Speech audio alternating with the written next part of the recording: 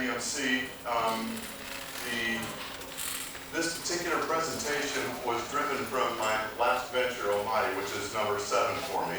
And so with every venture that I've undertaken and that anyone undertakes, there are a large number of lessons that you want to pay attention to. And there are a large number of new lessons that occur. So there's been a gap, in my opinion. Okay, so I'll just start. Let's start right here. Who knows what the 5th point of the compass is? Any ideas, thoughts? Center? Everybody, a lot of people say the center. The correct answer is, where are you now? Because it doesn't really matter where you're going if you don't know where you've started, then you don't know how to get from point A to point B. So this is a very important point in venture building, is that you always have to know where are you today and where are you going, and then charting your path to get there. So at Brigham Young, I developed this model back in 2010 to simply teach the process of starting a company. So you start with an idea, and actually we do that in the first 3 months of every year, calendar or semester year or academic year. And so the very first 3 months we spend on idea generation, innovation, and thinking about how do you take an idea and test that idea. This is way before business model. This is how do we go through and vet an idea and show the differentiating points between what's available today and what we're proposing to do in the marketplace, so that we can have blue ocean that we're swimming in instead of red ocean. All right? So the second piece then is the business model development, customer validation, and that has its own set of very specific tasks, project management, things that you need to do to be able to truly test an idea, to take it all the way from an MVP to what we call a MAP, which is a minimum awesome product. All right, and then this is the missing link, so to speak. If you were looking at human evolution, then I always look at this as the area that almost everybody misses right here, is the build. And I missed it too, because I had 100 raving fan customers at Almighty. We are a mobile SaaS platform for workforce management, bringing together, if you will, the towing industry, which is a very large, broad, kind of an underserved, sleepy, nobody thinks about, but it's big. And so we have all the towers over here, which are about 50,000 in the US, and then you've got all the enterprise people over here, which are the insurance industry and all the people that serve the insurance industry to move millions and millions of cars every single year. And here's little Almighty sitting in the middle, that provides the software, intelligent dispatch, and takes everyone paperless, GPS tracking, RFID technology, geofencing, and more, and takes them completely paperless. And then over here, where we have connected then with the enterprise folks, the insurance industry, and others, so that we take just that little piece of every tow, but so we have monetization all around. At any rate, I had 100 raving fan customers and found out that sales was getting ahead of product development and onboarding and implementation. And it caused us to spend more money in our scaling process than was necessary. Instead of, for example, hiring more salespeople at that time, which is what a lot of us think when we think about beginning to scale a company, I needed to spend more money on product development and more money on implementation and customer service. Then sales would have grown organically and naturally, and not trying to shove something down, the throat of an industry. Instead, they would have received it much more quickly. So leadership through a startup changes dramatically as time goes by. You start out where you're taking your idea that you started with from an idea to moving it to a real customer. And there's quite a bit of obvious, work that takes place in between when it's your original idea to the development of your MVP and to the point where you have a product that's worthy of somebody saying, I'm going to pay for that. And then the next phase of that is as you begin to acquire more customers, then you have to morph because you're in this project management stage of leadership, and you've got to go more into that stage of being able to develop a small team. So you've got a functioning enterprise, and it grows sort of organically. You got to start out with someone to sell, but then you got to have somebody to onboard. You've got to somebody ultimately for customer service, and eventually you got to bring in a little bit of finance. As you start to ramp up more customers because you've got to account for everything. Anyway, it's important to recognize that there is a different type of person that you need to become if you plan to stay and remain the CEO. Your position will change and morph as your venture does. Great book actually called Startup Leadership that I really like that goes through that process. So the 5 points of the building phase, and I'm sorry I don't have are these, where you have to work on customer development, your product, your team and culture, your business model, and finance. So I'm going to take you through some of those things to show you how they maybe ought to unfold. So your customer, but when you think of this segment now, I want you to think of we're in Q3, quadrant 3, all right? So we have a map, all right? We are ready to begin company building, but we are not to the point where we're ready to scale. So we're in this quadrant that I've just identified a few minutes ago, and the very first thing that I want to ask myself is that I have progressed to this point before I enter this phase where I have happy, paying customers. Then I've narrowed my industry focus, and I've determined that I am going to be an industry expert in this very narrow area. You're not trying to be over here. For example, Omadi could have gone into a number of different industries in workforce management. We could have gone into all of the construction services and landscaping. We could have gone into the transportation industry. We could have gone into so many different industries with our software with very modest tweaking.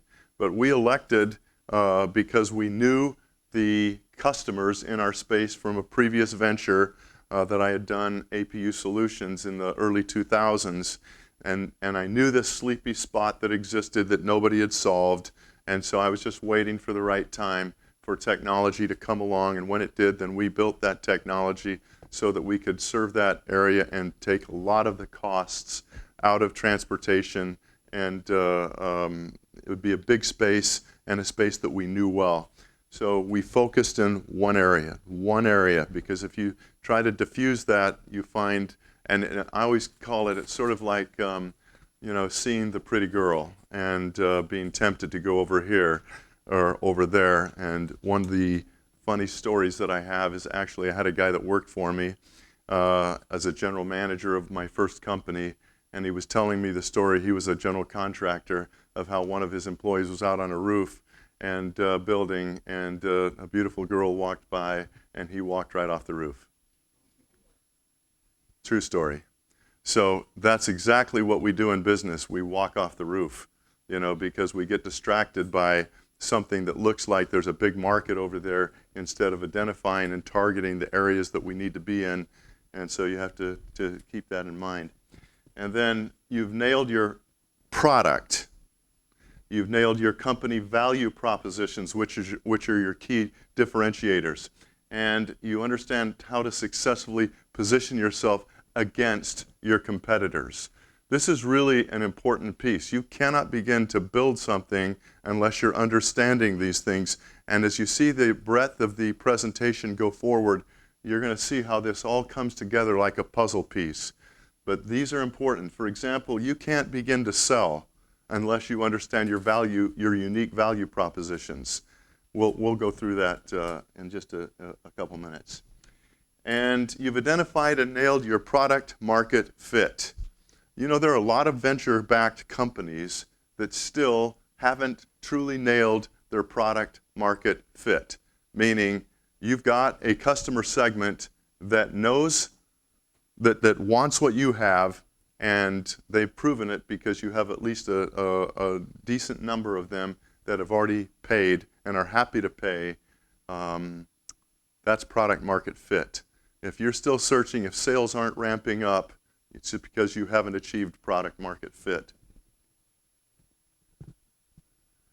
So now thinking again, because we're on this customer segment, remember, of the top 5, so we're still have several sections on what it means to keep your eye on the ball with customers. So the next phase is marketing then. So where are you now at the beginning of the build phase, and where do you need to be prior to scaling? So that's the concept that I want you to understand here. So your pricing packages, they've been tested and dialed in. So you know, or if you don't, you will know that pricing is one of the hardest things that you ever have to come up with. So I have found that although there are sciences involved in pricing, and we have an expert at BYU in pricing, and I've still found that there's, it doesn't work very well just using some algorithm about how you price in the marketplace. There is a whole lot of experience that goes into pricing, and this is one of the areas that you have to nail before you can begin to properly build your venture and even think about scaling. So you have to know who your audience is, and you have to know your audience, which means that you have to go live with your customers. Quite seriously, you have to go live with your customers. So for the first, couple years, that's all we did was go out and visit customers and live in their businesses with them and actually see how they conduct business and see how what their problems are and how they use our product and how our product interfaces with their problems. And if there are any issues where we're not really solving like we think we are, those problems that we've identified. By doing that, I could show you video after video that we have produced with our customers, because they look at Omadi and they say, we are helping to build them and to build an industry. And so living with your customers and knowing your customers, you really can't sell into your customers unless you know who your customers are. Then there's the golden rule, stupid. Not the golden rule, stupid. It's the platinum rule. So now, a lot of you aren't from the States, but Burger King had this old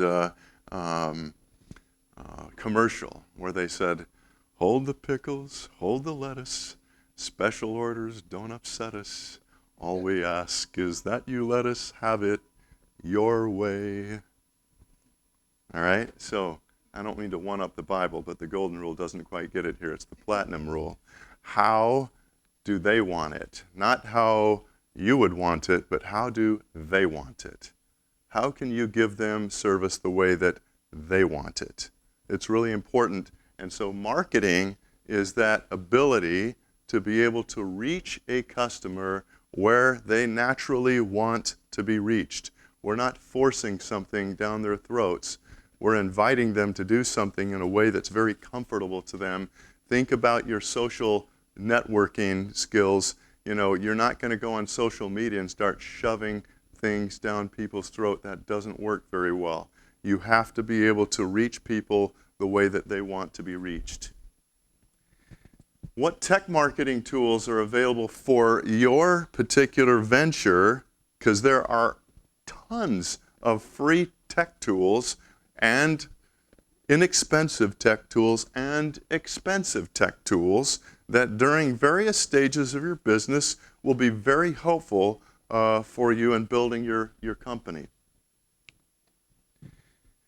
You have to have this successful marketing engine. Again, thinking, where are you now, but where do you need to get to? So you have to have this acceptable beginning website that ultimately transitions to an excellent one. So you're not going to spend a lot of money here at the beginning of build to build out the perfect website, because you don't frankly know what that is yet. So you start out with something that looks good and is good and that works. And over time, not that much time though, it transitions to a point where you have an excellent web presence where you're meeting the needs of your customers where they need it. So a lot of salespeople will tell you that I just had this situation where we had one of our MBAs that graduated, and they came to work for a startup, and he said, "Where's my collateral tools, to sell my stuff?" And rightly so, the entrepreneur said, "We're an early stage company. We don't have them yet.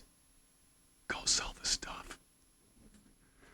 So maybe you remember how it was when, I don't know if you heard this story or not, but I've been teaching it for 35 years to my own businesses and so forth, that back in 1899, 1900, right at the turn of the century in the States, America was at war. It was the Spanish-American conflict, and we were allied with Cuba, and we were looking, President McKinley was looking for General Calixto Garcia, who was the head of the insurgency allied with the Americans, and they had to get an important message to Garcia, General Garcia. And they had no idea where he lived. He was somewhere in the mountainous regions of Cuba, but where he was, nobody knew. And so his aide said, "Well, there's this guy named Colonel Rowan, and he is super resourceful. And if anyone can do it, he can." So in a matter of, he had a leather knapsack on his back, had the letter sealed in that, and placed in that pouch, and he didn't ask for anything. He didn't ask for any tools or collateral materials or anything of any kind. He just simply went, and in 2 weeks found General Garcia, delivered the message, and was back reporting to President McKinley. So that's what I always tell my salespeople early on. Don't ask me for this stuff. I don't have it. I don't have the money. Just go sell the stuff. So obviously we have to train them, and they have to understand how to sell, but at the end of the day, you don't have a lot of money, but you'll start out with some collateral, with something, and it'll need to morph. Videos that tell your story compellingly. I remember being the very first video, okay, that my son, he's actually our marketing guy at Omadi, one of my co-founders. He's a graduate in the industrial design program at Brigham Young University, and he has 3 rock star skills. He's an excellent front-end developer, and he is an expert videographer, and he is expert in branding. This guy knows how to, think about towers and the market and seeing an audience, and he just gets that stuff. So at any rate, he developed one branding article that we put, in magazine spreads and on our website and so forth, where there's a picture of a toilet, and an empty, toilet paper thing. The only time going paperless is a bad idea. So if you think about the audience of our towers and who they are, you would say, wow, that's going to strike home with them, and it did. It was a big hit. Anyway, he's done tremendous things like that. He understands PPC, SEO, SEM super well. He builds all of our trade show booths from scratch, so we're not spending $50,000 or $100,000. Anyway, you got to have that stuff. So Facebook, gaining an audience, and all these things, A/B tested. These are things ultimately in your businesses that you will have to master. It is the price of entry. If you don't get it, you won't succeed. It is part of building your venture. And then developing this and managing the robust outbound lead gen. So this is all part of marketing. So in our company, we have these are the guys that we call the researchers. And so their only job in the company is to go out and develop leads. They don't even call into these leads. They develop this leads, get all the information, and make sure we have this large, wide funnel at the top that we can then sell into. And when we first started, the only thing that we did was research and get to know our customers and absolutely live with our customers so that we learned how then to sell to our customers. So again, under the customer heading, a sales system, which means that you have to know your industry, you have to know your competitors, you have to know your customers. There's the old adage, stay close to your friends and closer to your enemies. It's a true story. So your value propositions have been strategically and concisely created from the greatest to the least. That means, if I were to explain this in layman's terms, that when you start a company, you're sitting here and making a list of everybody that you think competes in your space. And you're making a list of all the things that these people do over here. And then over here, what are you doing that's unique and different? And what is the greatest thing that creates separation between you and your competitors? What's the next thing? What's the next thing? What's the next thing? I was just working last night with one of our teams, and he said, so we've nailed our value proposition as though it was one thing. And I said to him, what does one thing mean? Let's break it down. Let's take and by the time we were done, we had 5 specific, very unique value propositions to be able to lay out that he had essentially tested, but he hadn't told the story correctly. It was as though there was only one value proposition, which is hard for people to. You can't go to someone and say, hey, I got this great stuff to sell you, and look, here's what it does. And that's it. It's not one thing, it's many things. But it's different things for different customers, as you'll find out in selling. So you've got to have those value propositions laid out from the very beginning. They've been validated with numerous customers. When in the towing industry, when we first started out with the segment of the tow operators, and we did our research, I thought to myself, well, the things that stand out the most to me is that, you know, our product, it eliminates givebacks, because we have this geofencing tool that whenever the vehicle enters the property, immediately the rules of the property light up, and they know exactly what they can do and can't do in terms of taking a vehicle, so that you can never improperly tow a vehicle. That's going to make a lot of you guys happy because they can't do it. But if you are parked improperly, you know, then they take pictures, and those are uploaded automatically into the cloud.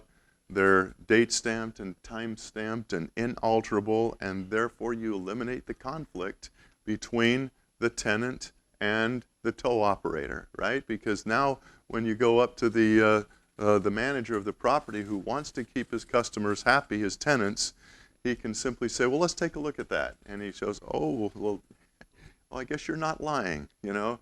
You were parked, you were parked improperly. I wish I could do something, but I can't.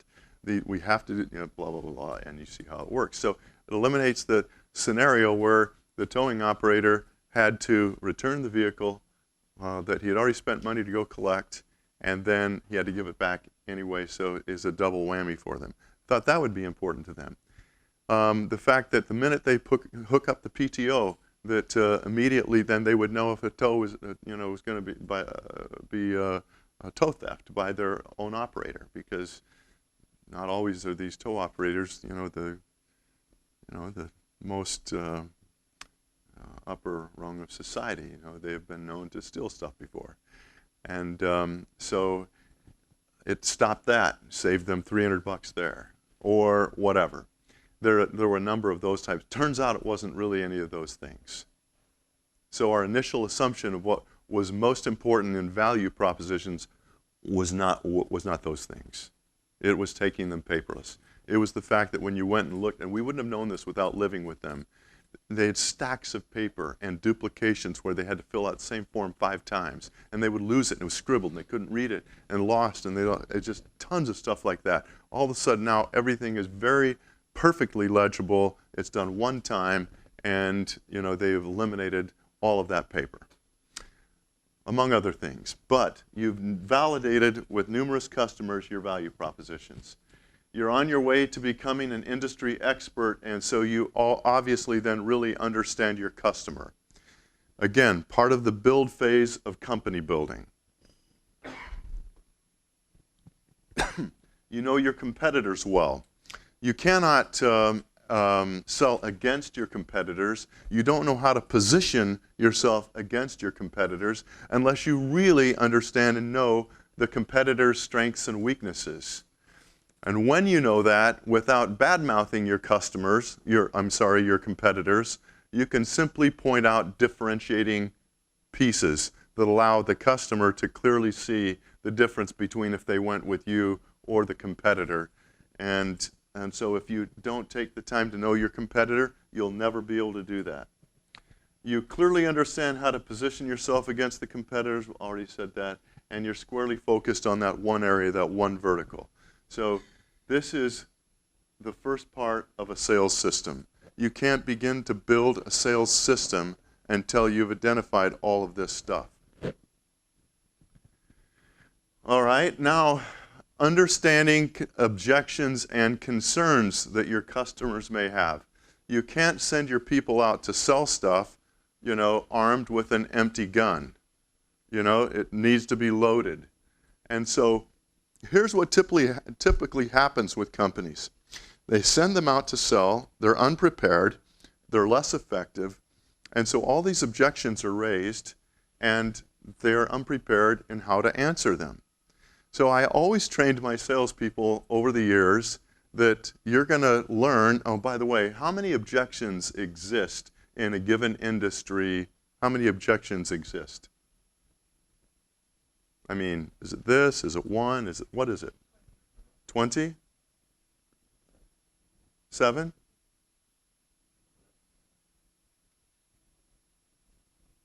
No other guesses? Brave people. Love you guys. Probably 5 to 7. It's always less than you think it is, okay? There's always a chance that you might have some odd objection out here but generally it's like this. And so there's only a finite number. Why would you not then learn what those finite number are and then learn how to handle them perfectly by following a pattern of understanding the objection, agreeing with the person, because you never win fights with a customer. So you agree, I understand your situation, and I understand how you would think that, and you go through and get them, and then you restate and rephrase the objection so you make sure you have it right, and then you answer the objection, and then you reclose. So there's a whole formula for overcoming objections that will allow you to be able to, get to the truth, right? So I always have this funny story. Actually, I'm not going to tell this funny story because I don't know you all well enough to tell this funny story, but let me just say this about that, is that in the spur of a moment, when somebody hits you with something, or maybe you were a high school kid and there's a lot of teasing going on, and so somebody made a statement that sort of, embarrassed you, and you couldn't think on the spot of what the right comeback was. But 5 or 10 minutes later, you did think of the right comeback that you should have said, right? Well, I had one of those. I'm not going to tell you what it is, but I had one of those. And the point of the matter is that that's the same thing when you get hit with objections with a customer, is that if you haven't thought about it, then you just stand there and you went, I don't know, But if you had thought about it and you really knew your customer and you understood their pain and you understood your competitors, therefore you understood all the objections, then you simply go through them. And I told my salespeople, I said, you can call me 24/6. You just, any time of the night or day, you call me 24/6. And only a few ever took me up on it. But the idea was that they would call me and say, I ran into a few things that I didn't understand. And we might talk about them during the day, but almost nobody, had the courage to call me at night. But the ones that did were always the most successful. And the point being is that you have to learn what your objections are, and then You have to answer them through that formula. Then you have to practice them until they become a conditioned response.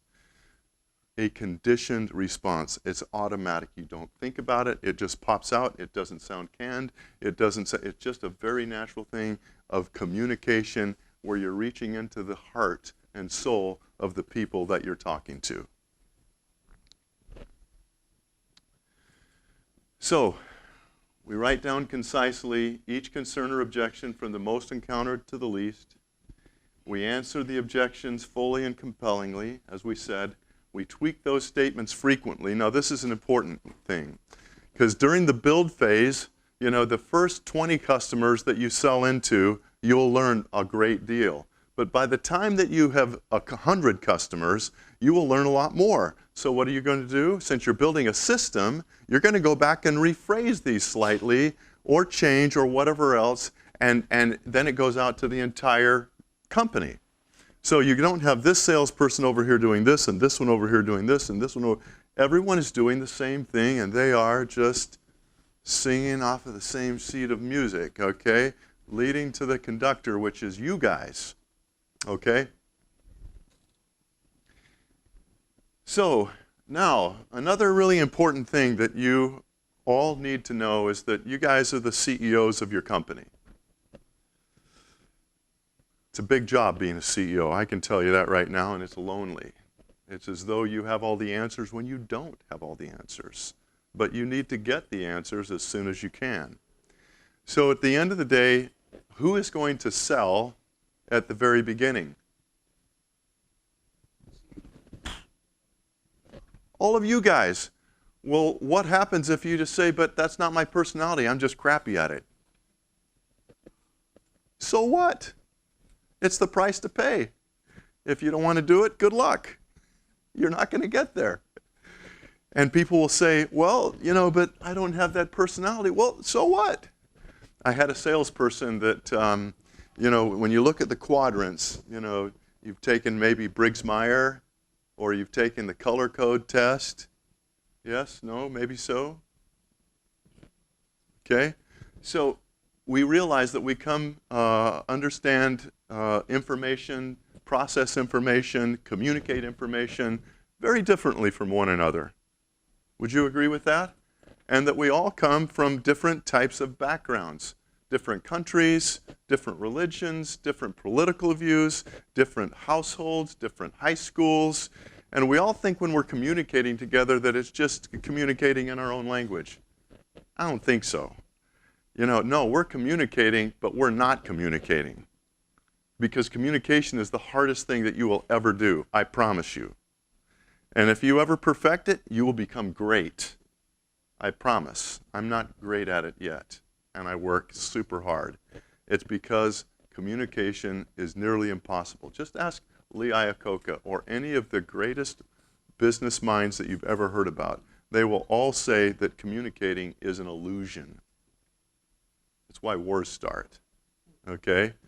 And so at the end of the day, when you actually sort of take off your own shoes and you turn around and you slip into somebody else's shoes, communication gets easier. So going back to our point here of communication and going back to this guy, there was one quadrant, which I call the Relationship Quadrant, which he wasn't good at. He didn't like small talk. He just wanted to go in, make a great presentation, communicate factually and this and that. And he wanted to, and I said, so really what you're telling me is that you want to cut out 25% of the population that you're going to sell into. Is that right? You're comfortable with that? Well, no. Well, yeah, you are, because you said you're not comfortable. Why don't you figure out, and I gave him a lot of tools, and all of a sudden his sales went from here to here. Because he figured out that, you know what, you can fake it. Like when I walk into, I am totally fine being with a large group of people. And I'm perfectly fine going around and shaking hands and getting to know everyone and being genuine and authentic. But I don't love to be in large crowds of people that I don't know very well. Like, you'll never see me at a parade. Not going to happen. You'll see me at a football game only because I love football that much. But fighting and walking through crowds, going through the bazaar in Turkey and Istanbul, that's not my idea of a great time. That's way too much invasion of my personal space. But I don't mind doing it because I've convinced myself that it's all right, that I can be in those uncomfortable moments for a period of time. So you can also do the same thing as a CEO and the sales chief officer at the same time. Because sales, like entrepreneurship, is a learned discipline. Nobody walked out of the womb, and saying, the doctor saying, "Congratulations, mama, you just had yourself a salesman." It's not happening. It's learned, okay? And so you can learn it. It's a state of mind, which is why I always say that the city of happiness is located in the state of mind. Always. All right. So you have to understand the sales process yourself. You have to understand who's the buyer and what is the best approach to reaching the buyer. You have to understand the introduction, the presentation, which is a consulting style, nailing the features, advantages, and benefits, and so forth, and the close, and overcoming objections, and follow-up, and understanding what I call, and what people who really understand sales call, the buyer's journey. That you can spend all your time focusing on everyone, okay, or you can really focus your attention on those who are ready to buy, because there is a journey that brings people along. You'll be very annoying to this group over here. You'll take a lot of time and not get very much results. And this group over here, if you're really good, you'll have huge results. Your numbers will be fantastic because they're ready. They're looking, they're wanting, which is why marketing and branding and everything, because it brings people to you of like minds who are looking and so forth.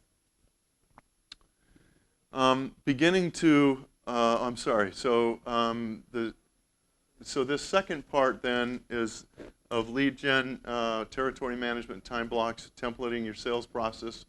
How could you template your sales process, for example, if you hadn't already understood your value propositions and you begin to build out this framework for your sales team?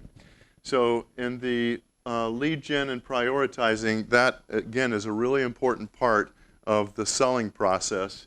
And the territory management time blocks is like this. If you I used to in my first business, and this is so different with every business, but you need to at least understand the term so if it does affect your business that you're able to implement it. But I say, when is the best time to contact customers? New customers versus existing customers, service opportunities versus, because different parts of the day are best for that, and you have to find out what is best so that your people are most efficient in how they use their day in engagement. This is an important one, actually, researching the tools that you've got. You can get CRMs that are as expensive as Salesforce, or you can get others that are very moderately priced, like Zoho, and there are others like what is it? Pardon? HubSpot. They're free. So it just depends on where you're at as a business, but you probably need tools like this to help. Having a proper telephone system, I can tell you that, if your customers try to call in and you've got issues with that, that's going to be a big problem. So make sure that you have the right technology for your particular business. Establishing distribution channels for your product-related business.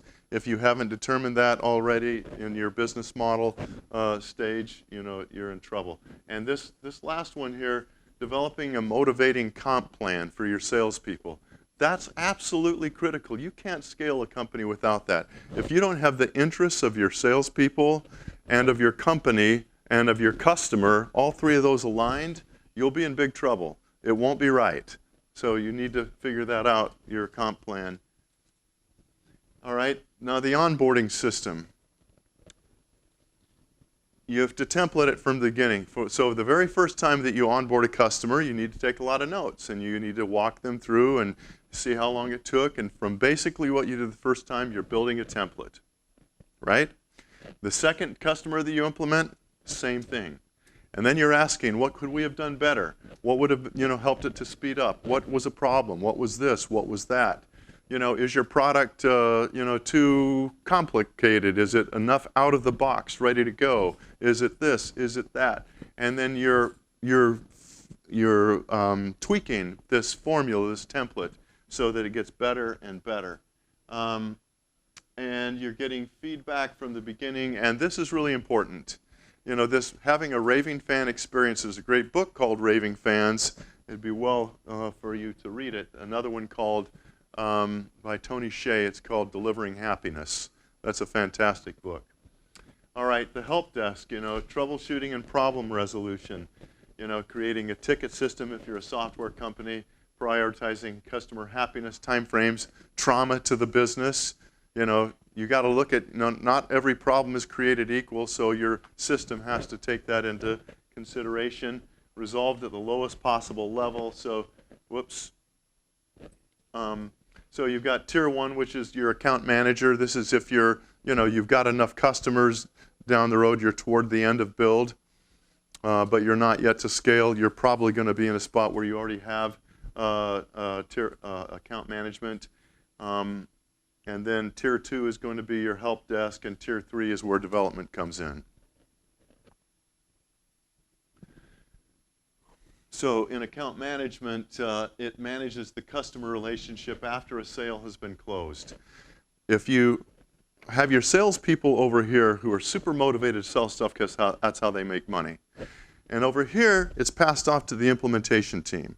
Over here, the salesperson has promised everything from A to Z and even things not in the alphabet and said, we can do everything.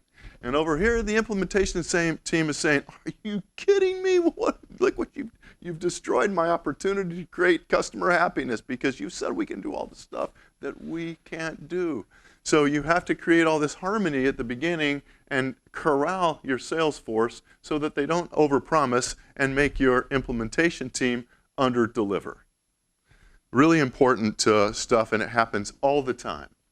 And I call this implementation phase of company building, this is the holy grail of SaaS, period. Some of my friends, like Ryan Smith, one of the co-founders and CEO of Qualtrics, they were 10 years into their business before they really understood this. Look at what we're trying to do for you guys. We're trying to get you so that you will not make that mistake, so that from the very beginning you will understand implementation and you will raise it up from the ground and have it modify over time, as your company grows, and you will always know how important the onboarding system is to your company. It is the holy grail of SaaS. So you handhold the customer, that's what account management does, through the entire implementation process. I like to see that, that the salespeople are contacting the customer because they have a vested interest because of commissions, at least once a week, if not twice a week, during the first month of implementation. That way, if there's a problem, they can go back and elevate it, to your onboarding team. And anyway, so you can see that there's a transition period, then it goes from here to the implementation, and then ultimately it transfers over to the customer service people who take it away from the implementation people and thereafter own the relationship. They manage the customer complaint and resolution process, and they never drop a glass ball.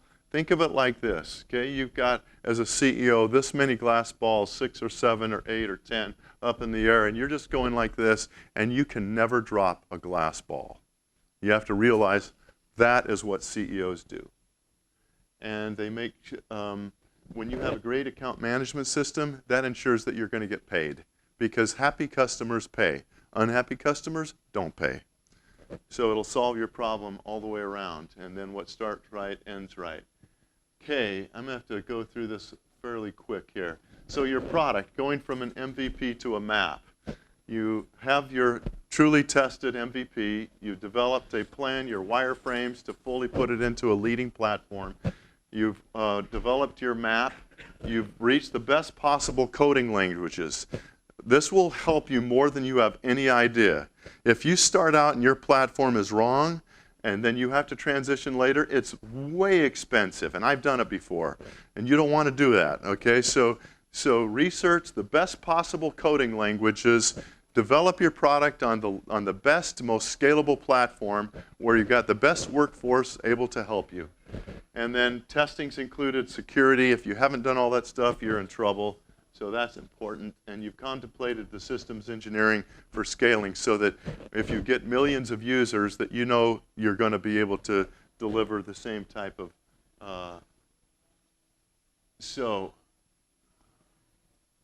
All right, so team and culture, the chief visionary with vision, mission, and values. Go look at like Degreed, okay? This is really important. If you don't have a vision, then you can't keep alignment of your organization. And you're the chief communicator, so you have to develop how the company communicates with each other. You're the big picture guy, but you can't dodge the details. That's really important. Every one of you have weak spots. I call them blind spots. You should know them because everybody else does. So you should know them, and therefore you can work on them.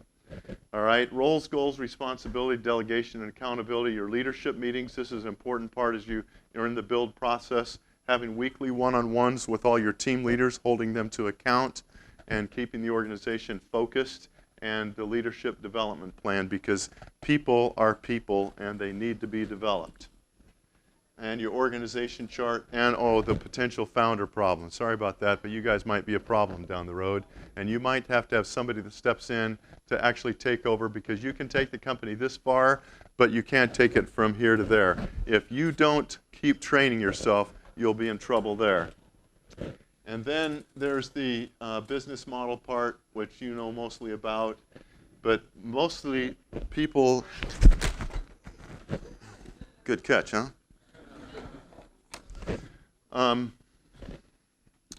Mostly people will validate, a few of these, but they'll leave out these other things. And it's really important not to leave anything out. So you have to validate the entire canvas or you don't have a business model. Let's go to the next slide because I'm out of time. Where's my keyboard? Can I kick it off? You must have done. I got it, though. I'll take it for you. Okay. All right, entity formation, really important right here. Whether to be an S and an L, if you're in the States, S, LLC, or a C, or where to incorporate, all these things are really critical decisions. Your operating agreement, if you don't have that correct at the beginning, you're in trouble. Believe me. The cap table and founder vesting, if you bring in co-founders, everybody should have founder vesting.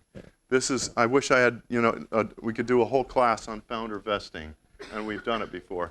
The stock option plan, but you don't have to give out stock in the early stage so much, but you should have it for later stage, and you need to be you need to be willing to share. Tracking equity and cap tables, that's important.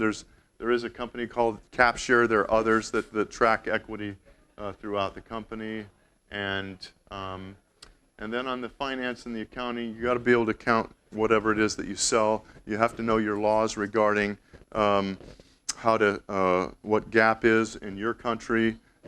Accounting's a big issue, so you just got to get this piece right. So in the build phase, you really need to make sure that you're paying attention. Let's go to the end of this. Let's put them all out there. So a lean spending plan. Ashmore is coming, by the way, and he's a fantastic teacher of entrepreneurship. And this great book, Scaling Lean, is one of the great new books out on the horizon. So you don't have to have big titles. Don't give any of your early people the VP title. Just don't do it, because they're not going to be the VP later on. You'll have trouble. Just call them, whatever, just an employee, a director, but don't call them VPs. Don't do that part. And so the most important part about financing is sales. If you don't have sales, you can't raise capital. So don't even think about raising capital unless you sell. So sell, sell, sell. Everything that you should do in an early stage company is driven around selling. And then, of course, your friends, family, fools goes into the doctors, dentists, then angels, finally seed and venture investors. Look how far down the road, it is before you raise a Series A. There's a lot of testing and validation and value creation before you get to that stage. And that's it, guys. So sorry, I ran out of time a little bit. Had to go through the last part fast. But I can tell you that if you'll focus your attention on this build stage correctly, that you will save yourself literally millions of dollars, because it costs you, I would say that in the Omadi being my 7th venture, that I probably spent about $1.5 million that was unnecessary if I had contemplated more on the implementation and onboarding and how far along our product development was. So good to be with you all. Have a great conference, and I'll be around. Thanks.